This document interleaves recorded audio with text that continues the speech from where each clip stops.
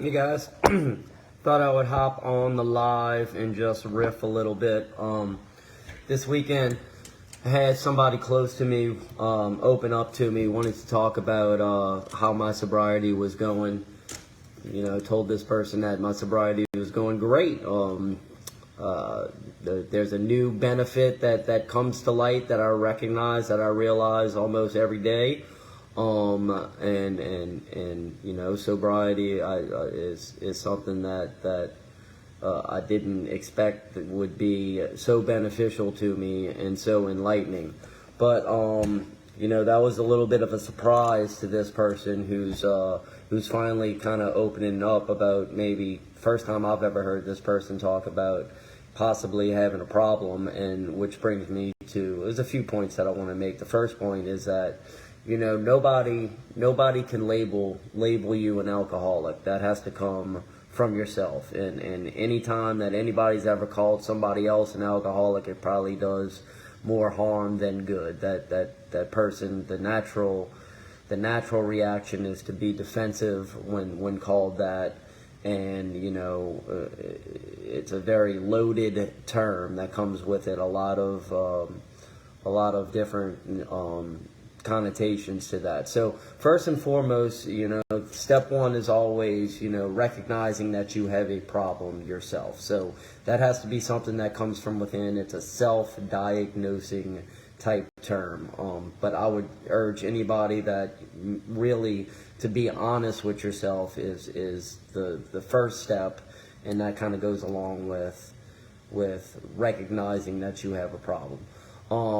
So on top of that, you know, I think that one of the main things that keeps people from jumping in after, you know, they recognize that they may have a problem, I think one of the main things that keeps people from jumping in and giving sobriety a chance is this concept that you know, rest and relaxation, good times, has to revolve around alcohol. And I just think that's the biggest BS notion that the brain, the addicted brain, has, and it's a product of conditioning. I mean, we're taught from an early age, from pop culture, everything you see on TV and the movies, good times linked to alcohol, nowadays linked to weed.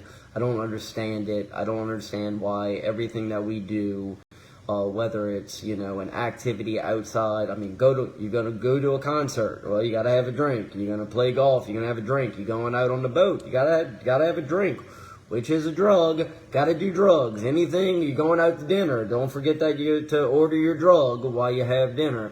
And people get really upset. You know, one of the things that I play on a lot is this alcohol is a drug thing, and it just is. You know, and if you refuse to recognize that alcohol is a drug, then that's on you. That's fine. You say, well, you know, I can control my alcohol. I can have, you know, a glass of wine. That's great. Then this page probably isn't for you. You are not defeated by the drug. You are able to partake in the drug just a little bit and then put the drug away. It doesn't take over you. That's great for you. For many of us, that is not the case. Touch the drug, get a little bit of the drug into your system. You're going to do more drugs. You're going to do the drug to the fullest of its extent until we pass out. So, you know, the notion that good times, a life of sobriety, just mean to the addicted brain, that is just like a death sentence. Because you got to remember, I mean, there's a reason why people call the addiction a demon, because it's like a living organism that at all costs wants to keep itself alive. The addiction wants to survive. So it plays tricks on your brain. It has you thinking that without me, the addiction, that you will never have a good time and you will never be able to create awesome memories again. Life will just be mundane and boring. And that's just a notion that you have to recognize is the addiction talking. And I approach, you know, a year into this complete sobriety. First time that I'm I'm living with my brain as is since I was probably 16 years old, or even before that. You could feel your brain healing. It moves more away from these addictive type notions. And when I'm having a good time, and when I'm creating memories with my family, when we're doing something that's great, and I can recognize it as, this is fun, this is an awesome time. It's authentic. It's a good time because whatever the emotions that I'm feeling, that this activity, that the people that I'm with, whatever it's creating is not chemically induced. It is authentic.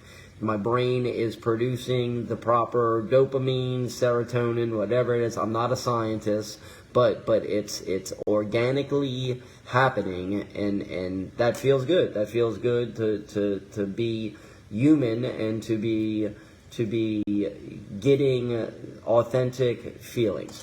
Now, so back to the conversation I was having, I was telling this person, look, we do not, well, you don't have to hit rock bottom in order to spawn a change. And, the comeback to that was, well, I'm not going to hit rock bottom. I don't drink and drive anymore. It's like, okay, well, jail is not the ultimate rock bottom. The ultimate rock bottom is affecting people that you love to the point where they get fed up with it, and you lose a relationship and your life changes. For me, I woke up one day realizing that I don't have complete access to my daughter when she was 7 years old, which is the most unnatural feeling in the world post-divorce. To not have free access to your child is just something that is so foreign to the human condition that it also killed me when it almost killed me to trying to get used to that concept, and just drowning the sorrow and despair that comes along with not having the free access. Somebody's going to tell you, no, this isn't your time with your child, was just the strangest thing that was so unnatural that I crawled into a bottle to mask that despair temporarily, and it almost did me in. And thank the universe for putting it in my brain that I had to get out of that, and I did.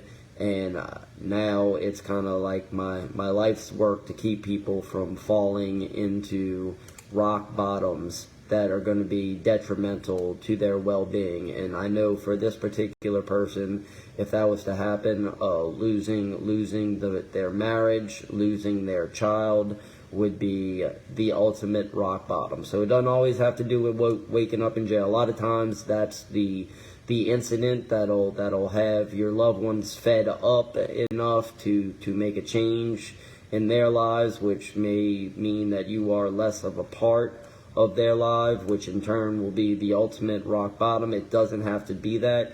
That way you can recognize your problems, you can recognize your addictions, you can jump in and start to correct them, you can mend relationships, you can be the best person, you can be the best version of yourself, free of all of this bull S that comes with addiction. And first and foremost, I'll say it one more time, you do not need alcohol and other drugs to have a good time, to have fun, to create memories, to produce the serotonin and dopamine that your brain wants to recharge, to de-stress. Alcohol does not have to be the reward for everything. You don't have to get intoxicated because you had a successful week of work. You worked hard, and now the reward is to get intoxicated. That is a bullshit notion. That is an addictive brain trying to keep itself alive by feeding itself the notion that good times cannot be had without it. Be above it, recognize it, tell that voice in your brain to shut up, and then get on with life. get on with life, make good memories, be who you need to be for the people that rely on you and love you the most. That's enough for now. I'll probably do videos that are too long, but I had some things to say. Y'all have a good day. I'll talk to you soon.